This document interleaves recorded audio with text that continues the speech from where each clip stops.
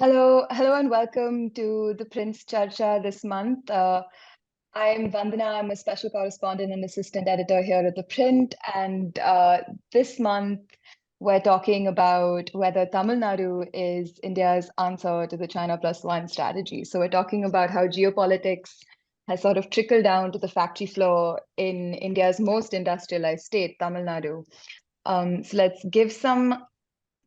I think we can wait a couple of minutes so more people can join in.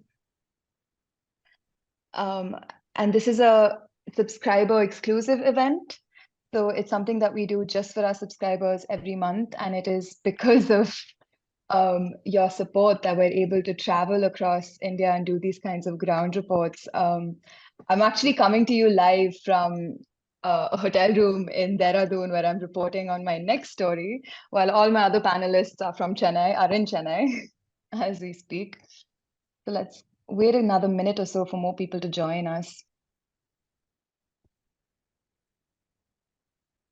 I can see people are saying hi, hello. And if you have any questions, please feel free to put it in the chat. We can take that up. Okay, I think let's get started. Thank you for joining us today. We're going to be talking about how geopolitics is affecting the Indian economy, especially in the state of Tamil Nadu. And because of your support, I've been able to report on how Tamil Nadu has invested in its manufacturing sector and scored thousands of crores in foreign investment. From iPhones to Crocs, India is now beginning to supply the world's demand and emerge as a worthy competitor to China. So we've got an exciting panel lined up for you today with some of the very people who are helping frame Tamil Nadu's industrial policy. Our panelists include senior bureaucrat, Mr. Vishnu Venugopal, who's MD and CEO of Guidance, Tamil Nadu's Agency for Investment Promotion. It's the group behind all the big ticket investments Tamil Nadu has been able to secure recently. We also have excuse me, economist Dr. Vijay Bhaskar, professor at the Madras Institute of Development Studies, and a member of the State Planning Commission. He's literally written the book on the political economy of the state. It's called The Dravidian Model, Interpreting the Political Economy of Tamil Nadu. And he's been instrumental in shaping the state's policies. We also have historian Nikhil Dharan, who is a PhD scholar at the University of Pennsylvania. He's a historian of science, industrialization, and the environment in South India. And he's been studying industrial growth in the Madras Presidency since the early 1900s. So thank you so much for joining us for this month's ThePrint Charcha. To kick things off, I'll start with Mr. Venugopal. You're the best person to talk about this. Where do things stand with Tamil Nadu? How is the recent global investors meet, and how is Tamil Nadu taking advantage of companies switching to the China+1 strategy? Well, thanks, Vandana, for the invite and hi, viewers. Let me just give you a quick context on why Tamil Nadu conducted the Global Investors Meet last month, the 7th and 8th of January 2024. Globally, there were four trends which, as a state, as a country, we've been observing. Number one is post-COVID disruptions in supply chain. What we saw is a massive shift to India as a preferred destination for manufacturing. We've been seeing this trend clearly post-COVID, and Tamil Nadu as a state was one of the few economies in the whole world which showed a positive growth even during the time of COVID, which speaks volumes about its ease of doing business, the friendly policies, and as well the overall business climate in the state. Number two, globally, there's been a shift in access to clean energy, and TN stands as a lone classic example of having more than 50% of installed capacity in green power, which makes things easier for global companies when they look for an alternative to China as a manufacturing base. TN is a very, very appealing state. Third, and probably very, very important, understated fact is that 43% of women working in factories in the country are in the state of Tamil Nadu.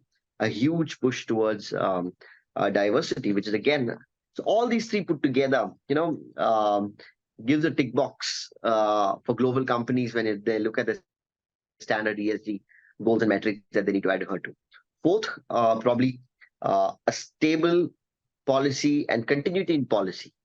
and also making policies incremental and kind of tuning ourselves to the needs of the times. We had an electronics policy, but looking at a global focus on India, especially India, looking at a semiconductor, we quickly released the advanced electronics and semiconductor policy. I think a timely recalibration of the policies is again helping us, position Tamil Nadu as the best alternative to attract global companies and set shop in the state of Tamil Nadu. Global Investors Meet was a platform to showcase to the world how we've been doing so far, and also signal to the world as to what are the priority sectors that the state would focus in the coming years. So I think that sums up my. Yeah, before we go on, what are the priority sectors that Tamil Nadu wants to focus on? Definitely, as an automobile hub, TN is a preferred destination. It's a known story. Electric vehicles globally, there's been a diversification of automobiles into EV, and Tamil Nadu with a very very resounding success in that space, with 70% or close to 70% of all the electric two-wheelers manufactured in the country coming from the state of Tamil Nadu. So a natural progression from being an auto capital to an EV hub, or the EV capital of the country. I think that's a natural progression we would take. So EV and clean energy is definitely a focus area. Coming to other sectors, electronics, thanks to the Apple ecosystem, today with an exports of 5.37 billion US dollars, we top the state. That's two leaps and bounds of nearby states in terms of the overall export, and thanks to primarily due to the Apple ecosystem that has made TN in the forefront of electronics. Electronics, semiconductors, electric vehicles, clean energy, non-leather footwear, which is again an employment intensive. So we look at both the spectrum, capital intensive as well as employment intensive, and again a regional balanced distribution of these industries. These would be the broad priority sectors. Definitely, there are more sectors that we would look at it from a regional perspective. But yes, on a global front, these three what Tamil Nadu would focus in the coming years. Yeah, both iPhone and Crocs, two huge names, are now being manufactured in Tamil Nadu with that "Made in India" tag. Not to forget Nike's. Not to forget Nike's largest contract manufacturer, Pouchin, entering into India, into the state of Tamil Nadu. So not just Crocs. Yeah, it's like the perfect. I've been saying this quite a bit, but like it's the perfect trifecta of sustainability, DEI, because of the women labor force and also foreign investment that we're able to bring that in. But I want to ask Dr. Vijayabhaskar about the Dravidian model. What sets Tamil Nadu and this Dravidian model apart from other manufacturing hubs in India? Right. Yeah. Thank you, Vandana, for this invite, and glad to be a part of this panel. So if you look at, what is distinct in terms of Tamil Nadu's industrialization, vis-a-vis other states, I think 2 or 3 things stand out in particular. One, of course, I think is something which Mr. Vishnu also pointed out. We have, in some sense, a 2-leg strategy, right? You have a set of sectors which are quite labor intensive, like the non-leather footwear, the textiles, the garments, and the leather sector on the one hand. Then you also have cutting edge industry 4.0, EV, auto component sector, which is technology intensive. So the ability to kind of move on both these fronts, I think that is very important. And a related factor is to do with the fact that Tamil Nadu is probably the only state which has a vibrant manufacturing as well as a vibrant services sector. Right. So, if you have an auto, Tamil Nadu being the auto hub, you also have Tamil Nadu being a health services hub, an education services hub, not to mention, software services. SaaS, it's also seen as the SaaS capital of the country and so on. Apart from the fact it's also emerging as a logistics hub now. So the presence simultaneously of a very vibrant services economy and the manufacturing sector is particularly important, given this shift in the technological basis of manufacturing per se. When you have digital technologies, increasingly playing a greater role in value addition in manufacturing, this co-presence of both service sector, high-end service sector companies, particularly in the digital sector and in manufacturing, is something unique to the state, and which is where I think Tamil Nadu is going to score over other states, going forward. The other aspect, of course, has to do with the spatially relatively more dispersed pattern of industrialization in Tamil Nadu, and the kind of steps that the state has taken, to make sure that industries are much more spatially distributed. The classic example is, of course, the Hosur industrial cluster, Yeah. which is completely state-driven, which was much ahead of it started in the 70s, and slowly it kind of picked a pace, and now it has reached a very different dimension altogether, with new kinds, new sectors kind of entering into the Hosur cluster. The third, of course, has to do with the relatively inclusive pattern of industrialization. You find, as Mr. Vishnu pointed out, more than 43% of all women manufacturer workers in Indian manufacturing, being from Tamil Nadu. And within Tamil Nadu, 30% of the state's workforce in manufacturing are women workers. And then you also have a pool of workers from socially marginal groups, entering into manufacturing and in the services on a much larger scale compared to other states. Now, how would you explain this? So I think the key point I would say is uh, to see the simultaneous emphasis on growth and manufacturing promotion policies, along with social policies, particularly investments in education and healthcare, which again, which is an area where, Tamil Nadu stands out. And this is particularly important, again, going back to what we said earlier, given the technological shift in the basis of industrialization, this investments in human capital is going to be a very critical role, going forward. Yeah, there was that famous, I think it was a World Bank paper from the 80s that kind of put Vietnam as the next manufacturing hub after China, because it was saying that there needs to be a social infrastructure that is capable of, supporting a manufacturing boom. Right. And I think Tamil Nadu has been able to sort of create that social infrastructure. Yeah. By the way, I just wanted to say, if any of our panelists want to kind of add to a point, please feel free to do that. But now I'm gonna go to Nikhil as a historian. You've sort of got the long view of the last century, right? Of Tamil Nadu. So how did we get to this point? Is it we've talked about the last 40 years, but if we go back to the early 20th century, was the Madras Presidency showing signs of this kind of potential development? Thank you. It's really remarkable that actually in the early 20th century, the Madras Presidency was considered one of the least industrialized regions of India.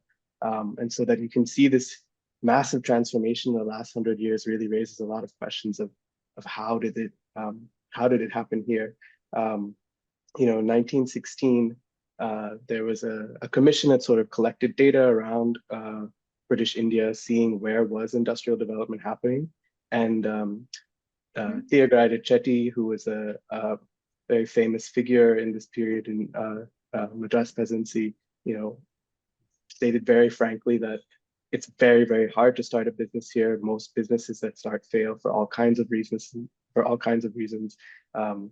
including lack of technical capacity, access to resources, access to finance. So all of these issues are really present and make the business culture quite inhospitable about 100 years ago. But the point of the commission was supposed to sort of pivot and figure out ways to foment an industrial culture, which is actually a massive shift in British colonial policy, which had traditionally, casted India as the source of raw materials and Britain as the place where those materials were manufactured and then sold back to the colony. So building an industrial culture after sort of, decades and even centuries of actively repressing that sort of industrial bent was a massive undertaking. So most of the presidencies and states created departments of industries. The Madras Presidency had one, a short-lived one, which was actually sort of suppressed by the British business culture in Chennai, who wanted to sort of maintain their interests and not have the government be involved in supporting Indian business culture. But that sort of angle lessened after World War I because it becomes really important for the colonies to be sort of independent in the case that, if a war is going on, things that are normally imported have to go Right, to right. the metropole. So you have programs like state aid, which could be anything from a loan to access to reserve government resources. That starts in the 1920s. It's a major policy shift led by the Justice Party, who comes to power, and is kind of the first Indian party to be put in charge of so much of government affairs in South India. You also have a variety of technical institutions come up that are able to train people to work in factories as technical experts. The Indian Institute of Science is a major one and is heavily involved in industrialization at its outset, even though it's sort of framed as this pure science institution now. Yeah. And then you have similarly institutions for leather making, for textile making, experiments in producing ink and glue. All of these things are sort of state run. And then, outside the state, Sivakasi, which is, nationwide famous for its pyrotechnics industry, it has its start at this time because these two brothers basically migrate to Calcutta, apprentice there with match factories, and bring that technology and that sort of entrepreneurship back to their hometown. And that is able to then pivot later on into the fireworks and basically has made Sivakasi and that whole Virudhunagar region what it is now. Right.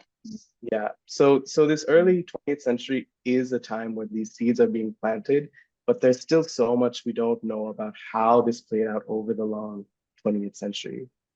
But I can definitely see that there are a lot of institutional and historical roots that we can trace and that we should be paying more attention to. That's so interesting. It's like thinking of it's gone from like one of the least industrialized with the least potential to like suddenly there's been so many, like in the last few decades, there's been rapid growth. In fact, we have a question from a subscriber who has noted that the growth is so rapid that leading international businesses have actually chosen to shift their operations to Tamil Nadu for the supply chain framework as opposed to other states. So, Ms. Menon, maybe you could tell us about why that might be. So, I mean, the data also points out to the fact that clearly there is a shifting of the value chain. I mean, if I were to pick up a few names, Corning is one company which makes Gorilla Glass for Apple. And they're really, it's a 150 plus year old company based out from a place called Corning in the US. They chose Tamil Nadu to set up their manufacturing facility. This is just an example of global value chains actually shifting, and the non-leather footwear, electronics, pretty much every single Apple ecosystem player has today looked at TN. Now this is not by accident. I would strongly credit the successive governments in power, despite having regime changes every 5 years.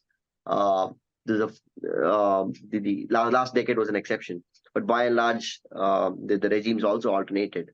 But never has one government undone the policies of the previous government. So there is a clear policy stability in the state of Tamil Nadu. In fact, we quite often use this example that when Ford wanted to exit the state of Tamil Nadu, not many states actually facilitate an exit. Ease of doing business is important. Entry of an investment is as good as its exit also. As a democratic, as a rule of law governed state, it's important that we facilitate exits also for business. And Ford is a classic example of how the state government actually facilitated the exit of Ford because of their business, whatever the emerging business context that they were in. So all this points out to a simple point: the rule of law, a strong governance framework, coupled with the other inherent social justice parameters that Dr. Vijay Bhaskar also pointed out. Education, health parameters, you name it, every single social indicator, Tamil Nadu is in the top, definitely in the top 3 for pretty much all the social development indicators. So I think it's combination of these factors over decades, consistent we generally underplay our strengths as a state. We don't pitch on a very high decibel. It's a very understated in many terms, but I think the message is loud enough, that companies continue to choose, global companies especially, and those companies already invested in the state of Tamil Nadu, they continue to expand. Classic example is the UPS, which is a Fortune 20 company. They just came to the state of Tamil Nadu last year. They chose Chennai to have their first technology development center in India. 6 months of establishing, they're looking at actual expansion of the facility. Hitachi Energy has their world's largest R&D center in the state of Tamil Nadu. So it's just not the manufacturing alone. It's also the overall human talent that's available in the state of Tamil Nadu that makes it beyond a manufacturing base. Very few states or very few economies in the world can balance both of them. You can have manufacturing, fine, well and good, but at the same time, an ecosystem of having the research and development also. This makes Tamil Nadu even more unique for establishments looking to enter India for the first time, especially.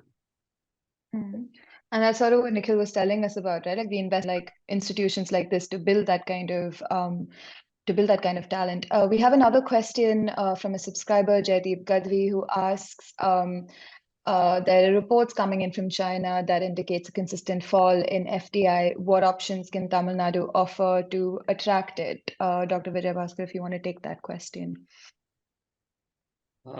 See, I mean, if you look at what companies look for, obviously, they look at, of course, endowments. Resource endowments is a key factor. And my sense is you might not be able to attract FDI in all the sectors, that are leaving or exiting China or, following the China+1 route. But where Tamil Nadu is likely to score, is in terms of medium to high tech sectors, where it's a little more technology intensive. That is one. And second, sectors which not just in China, for bulk of Southeast Asia, you find a higher share of women in manufacturing, like electronics and so on. I think these are all areas where Tamil Nadu is likely to be much more attractive than other states in the country. Now, what should Tamil Nadu offer? I think, it's going back to what we spoke earlier. It is the larger ecosystem, right? You have a good manufacturing base. You have a large pool of skilled workers, entering into the labor market year after year. And even if you look at the software services sector, which have come up in neighboring states like Andhra and Karnataka, a good share of them would have actually studied in colleges in Tamil Nadu. Right. So this entire pool of skilled and trained workers, particularly in the technical domain, be it in engineering or in the sciences. So this share, I think that's going to be a key factor, going forward in terms of attracting investments. And then two, Mr. Vishnu spoke about the governance framework. It's the overall political stability and the social stability, which I think is a very, very strong factor, which is likely to, attract Tamil Nadu. Because all said and done, if you look at the global literature, social cohesion and social stability has always been synchronous with, good quality growth. So that I think is very important. And that's why, for example, if you look at why Vietnam has met with relatively more success than other countries in the China+1 strategy, it explains that, like investments in education and degree of stability, social and political. I think these are the factors which are continue to kind of, which are going to be the attractive factors as far as Tamil Nadu is concerned as well. Apart from that, of course, the degree of safety, Tamil Nadu ranks as one of the safest places for women to be out in public spaces and so on. Of course, a lot more needs to be done, but relative terms, definitely it's better. And the governance structure, which the governance framework, the stability of that framework, which Mr. Vishnu alluded to, I think that's also kind of important. So in terms of additional kind of factors, one thing I would like to see Tamil Nadu probably doing better is to have this intersectoral conversations up and industry and academic collaborations up. Steps have already been initiated, But going forward, strengthening that is going to be very, very crucial, especially if you want to move into more value-adding segments within manufacturing. Yeah. We actually have a ton of many questions from subscribers along similar lines about intersectoral collaboration. There's one from Siddesh who's asking how, especially with respect to the pharmaceutical sector, how has Tamil Nadu fared in terms of innovation and manufacturing? Is that a sector that the state is looking to really kind of help grow? Mr. Venugopal, Dr. Ved, whoever can take it. See, like I said, we're looking at both the capital intensive as well as the employment intensive sectors for sure. Pharma, let me confess that it's not a sector that we have done extremely well. We do have patches of excellence where we have done fairly well on medical electronics. Recently, Homegrown, a Japanese company, within 3 months of signing the MOU, they've breaking ground in medical devices. But if you look at hard pharma, drugs, etc., not really. But having said that, Pfizer, for example, has their only capability center in Chennai. They've continued to expand in Chennai. AstraZeneca has. So again, we've not really played by the rule book of having a pharma manufacturing per se, but we're doing well on the pharma, other aspects of the pharma industry. So there are dots to connect in that sector. Since the question was specific to pharma, would like to highlight that if you were referring to manufacturing, no, we've not done really well to the potential, but we've done good on the other sectors. I mean, we're basically comparing Tamil Nadu's economy to full-fledged national economies at this point, but I want to kind of bring it back to India. And I'm going to ask Nikhil this especially because I know that you work on leather in the state, and Tamil Nadu has had a very strong leather belt, places like Ambur, etc. And that's kind of why it's been able to shift into this non-leather manufacturing sector. Domestic players are also kind of switching to produce to manufacture non-leather shoes from producing leather. How did that happen in Tamil Nadu compared to other strong leather belts? What comes to mind immediately is like Kanpur and that entire region in UP where you have so much work happening on leather. How is it that Tamil Nadu kind of came up there? Yeah, that's a great question. Leather has been a big moneymaker for South India for a long time. Even in the early 20th century, the leather that was produced here was unique because it was considered to be of export quality, tanned with the specific plant called avaram that is native to South India. It was considered to be desirable for the kinds of soft grain leathers that were in fashion in Europe. And so while other parts of India usually just exported the raw hides abroad, there was actual tanning work that was done in the Madras Presidency before those hides were exported. And that makes the state very interested in sort of sustaining this industry, especially in the aftermath of World War I, when there was so much leather required for military needs. And so while you see sort of similar leather schools or vocational training centers set up in other parts of India, I think what makes the school in Madras unique is that as the presidency capital, it sort of has a responsibility to not just train leather tanners or managers of leather tanneries, but also be responsive to the leather industry more broadly. So you see they do research on ways to use the tree bark, even as they're introducing new sort of chemical methods. They sort of consult with tanneries throughout the state to help improve their methods. And other organizations also set up in this region. There's the All India Skin and Hides Merchant Association, started as the Southern India chapter, but is based continues to be based in Chennai. We also have the Central Leather Research Institute, which is a CSIR institution, also based in Chennai. And so there's that sort of institutional depth. And then for a long time, I mean, there's still a neighborhood of Chennai called Crompet, because it's named for the Chrome Leather Factory, which was in operation there for some 80 years. So there's a deep, deep history of of industrial leather. And that's tied not only to traditional knowledge and particular caste groups, but also a kind of growing industrial economy that was responsive to global markets. So while I haven't, traced the whole history up to the present, I can imagine that these factors played a massive role in positioning Tamil Nadu in that way. I think Mr. Gopal will be able to speak to that, because I also know that there was a recent footwear policy that was introduced in the state to help local manufacturers, especially pivot, because as you can imagine, with non-leather footwear coming in, Nike, Crocs, all these huge Taiwanese contract manufacturers, domestic players have kind of had to figure out their space in the market as well, right? And I know that like this contemporary footwear policies helped with that. Yeah. Tamil Nadu has always been a strong exporter of leather. I mean, we top the country in terms of leather exports. But what we realized post-COVID is that, again, so every time we recalibrate a policy, it's based on the global patterns that we look at identifying the value chain diversification.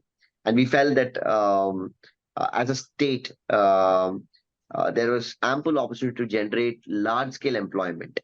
In fact, footwear existed years before. The CHAR, which is one of its kind, which is also a home for the contract manufacturer Fengtai, a Taiwanese company. So what we figured out was that there were a lot of already a presence of Japanese and Taiwanese expats already existing in the state of Tamil Nadu, and for some reason, Japanese companies continue to choose TN as a preferred, place of investment. One of the two Japanese industrial townships in the country is in the state of TN. And specifically with the non-leather footwear, leather was a natural choice. Mr. Nicholas clearly highlighted the historical evolution of how leather industry grew in the state. But we quickly figured out that non-leather was another sector we could quickly diversify.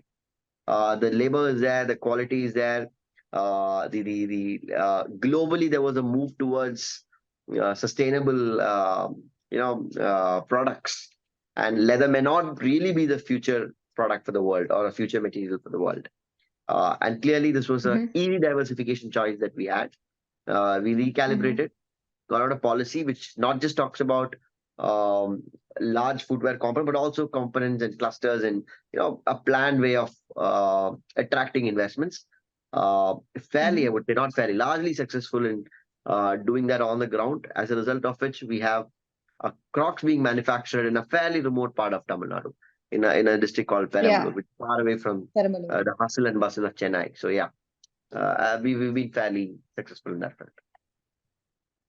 Yeah, I'm going to use this moment to quickly plug my story. I have reported from Tamil Nadu, thanks to our subscriber support on this exact issue, especially. And part of the story does look at how domestic manufacturers are kind of pivoting to meet this, with the help of the footwear policy, to meet this kind of demand. But switching gears a little bit, Dr. Vijayabhaskar, we have a question from another subscriber.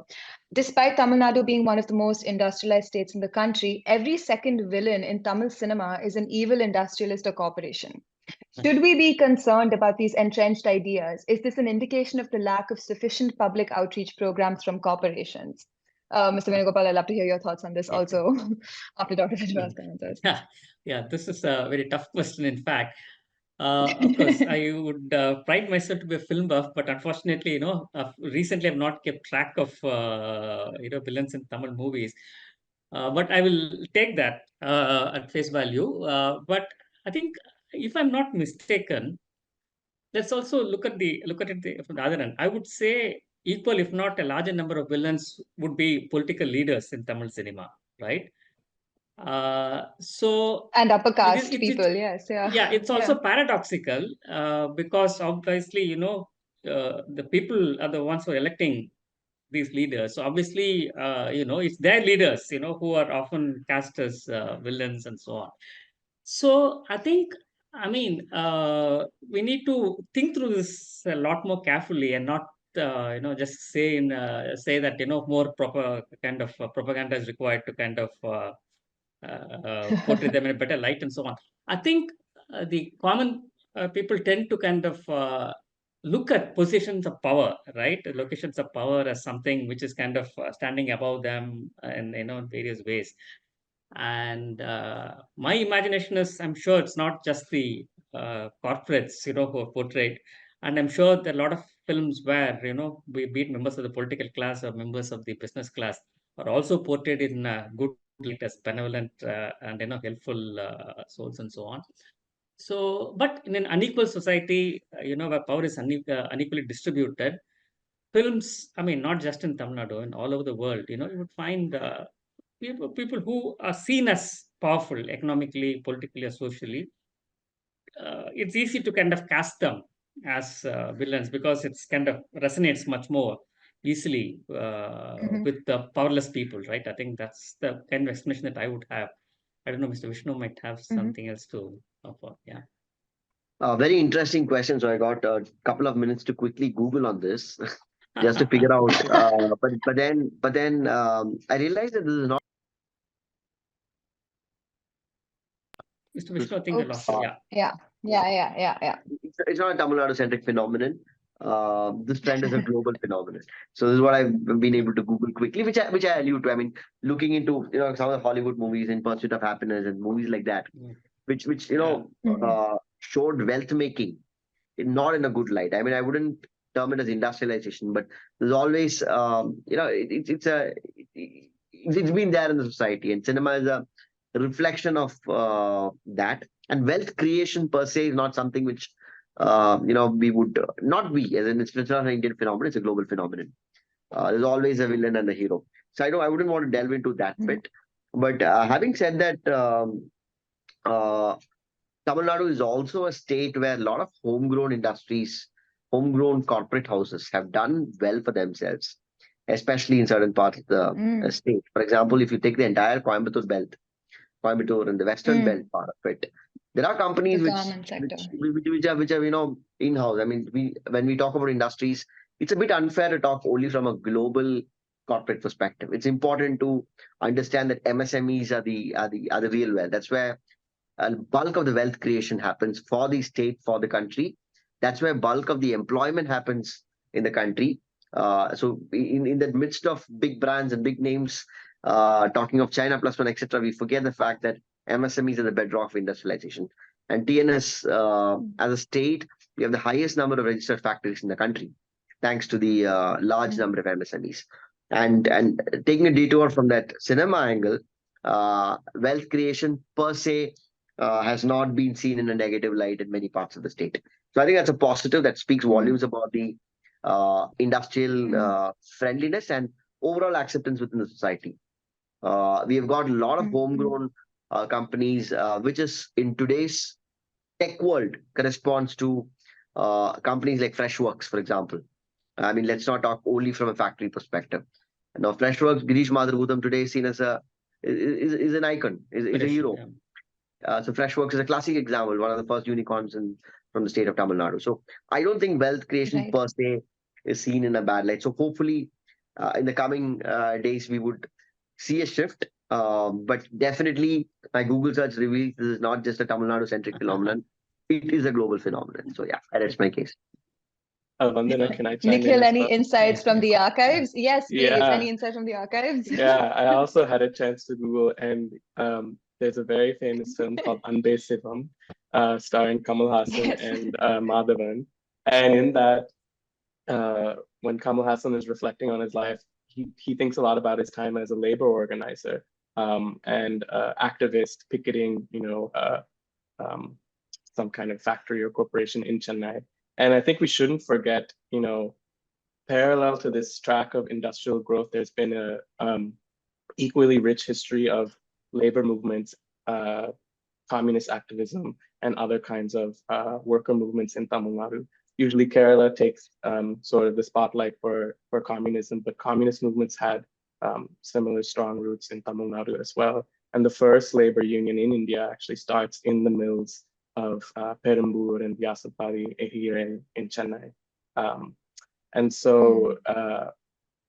I think a sufficiently developed industrial state, has to respond to worker concerns. And Tamil Nadu's history has shown that workers will not be silent, and that they have consistently demanded better conditions and better rights, as the state has grown. Can I kind of And add that's to an issue what that yes, please yeah, do. yeah, Yeah. just to follow up on what Nikhil just mentioned. I mean, even if you look now, I mean, despite this entire shift towards contractualization and so on, actually Tamil Nadu has the least share of workers, employed as contract workers in manufacturing. I mean, I'm just comparing Gujarat and Maharashtra, which are the other industrialized states.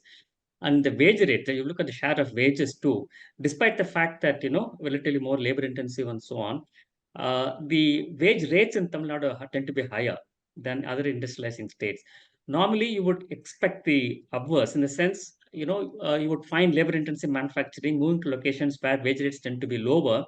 But Tamil Nadu offers a very interesting or a very important case, I would say, of a state which continues to attract labor intensive manufacturing, despite the fact, wage rates are higher. And that is essentially because of the investments in human capital, which makes the state attractive enough because labor productivity tends to be higher, because the investments made in education and health. And that I think also, as I would say, as a model for other states to kind of emulate. You don't really, it need not be a race to the bottom as far as labor welfare is concerned, because the standard argument for to attract investments to, push labor welfare down, because that's the way, that's why you say to attract investments.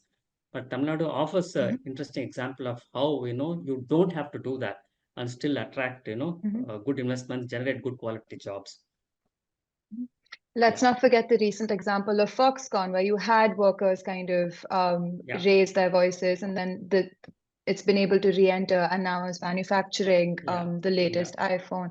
I did spend some time meeting with grassroots workers as well as workers in these kinds of factories to kind of discuss labor conditions. But also the other interesting point here is that Tamil Nadu also has some of the most educated labor forces, because you have like Foxconn, for example, is hiring workers who have a bachelor's in engineering, and so you have a much more educated workforce that's entering, even if the work and so that their rise up the chain can be faster, even if the work is more sort of menial, so to speak, or more manual.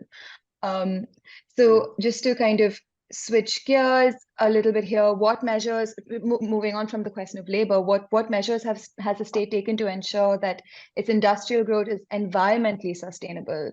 Dr. Vijayabhas, I'm going to ask you this, and then maybe we can ask Mr. Venugopal. Okay. I think Mr. Vishnu spoke about the reliance on green energy, being a major factor.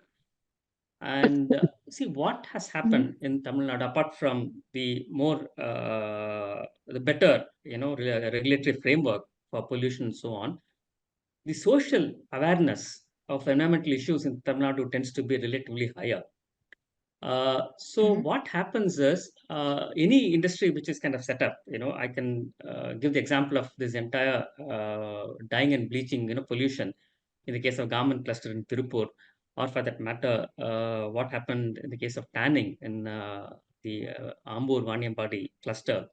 In all these things, it was actually protests by the people leading to legislation, not by leading to verdicts by the court, which put a ceiling or pushed companies to kind of move towards zero liquid discharge and things of that kind. So what the way I would kind of see this is increasingly finding it difficult to push environmentally what shall I say, tricky kind of sectors into Tamil Nadu. For chemicals, for example, I think it'd be very difficult for Tamil Nadu to attract sectors which are kind of polluting, because I think the social pressure to counter that would kind of would be much stronger than in other states. Yeah. So what you find, like say for example, in the garment cluster or in the Vaniyampadi in the leather cluster. So in the leather cluster, tanning capacity is more or less kind of stopped expanding. Now what leather exporters or manufacturers do is they import tanned leather from other states such as Rajasthan, sometimes even import from Pakistan, and they use that to kind of manufacture leather goods and export.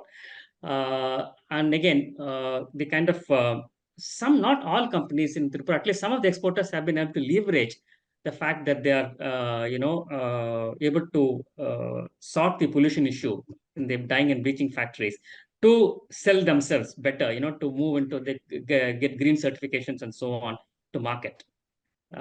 So this has kind of happened. In terms, I would probably Mr. Vishnu can weigh in more on the regulatory framework. Yeah.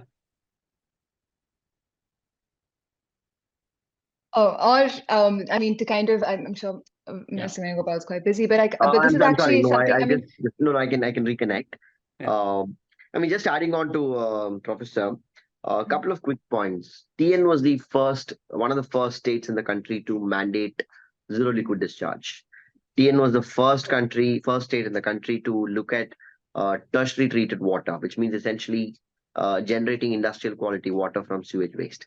So, you know, I- you look at these highly proactive, taken with a lot of vision and foresight. Uh, this comes with a lot of commitment to the fact that the state is very clear on the kind of industrialization it's taking forward. Today, a bulk of industries in and around the Sriperambur area, especially the Chennai, Tiruvallur, Kanchipuram cluster, runs on tertiary treated water. I'm not sure whether we have those examples anywhere else in the country, which means you basically take the sewage water, treat it, tertiary treat it, and then do a RO process to supply industrial quality water. Unprecedented. Some of the so a very strong focus on technology intervention with a commitment to look at circularity, and these much before all these came into a fad or made into a mainstream discourse. I think TN has actually implemented it.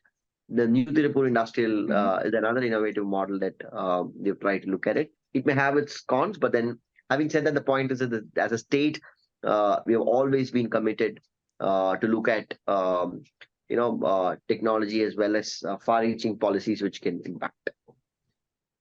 And actually, we should probably start winding up, but I'm going to ask Nikhil this question. It's my favorite kind of question to ask a historian.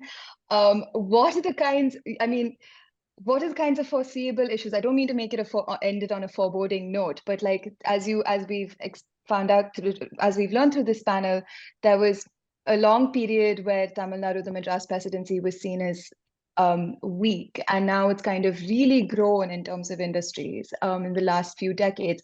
What are the kinds of issues that you foresee from this rapid industrialization? What are the kinds of things that the state should keep in mind?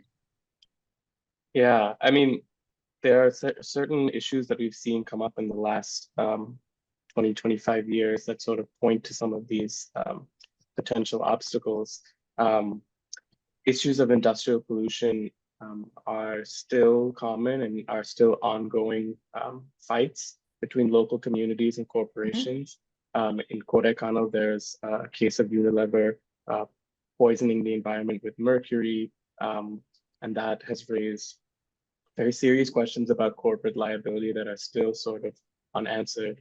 In Thoothukudi, there's community members who have been protesting the Sterlite copper factory for some 20 years now for industrial waste. And then just recently in Yennur, north of Chennai, there was an ammonia gas leak that sent 60 people to the hospital. Luckily, no fatalities, but this community has had enough and have decided that they want the plant closed, even as a sort of state and corporate measures are just looking to put in more safeguards.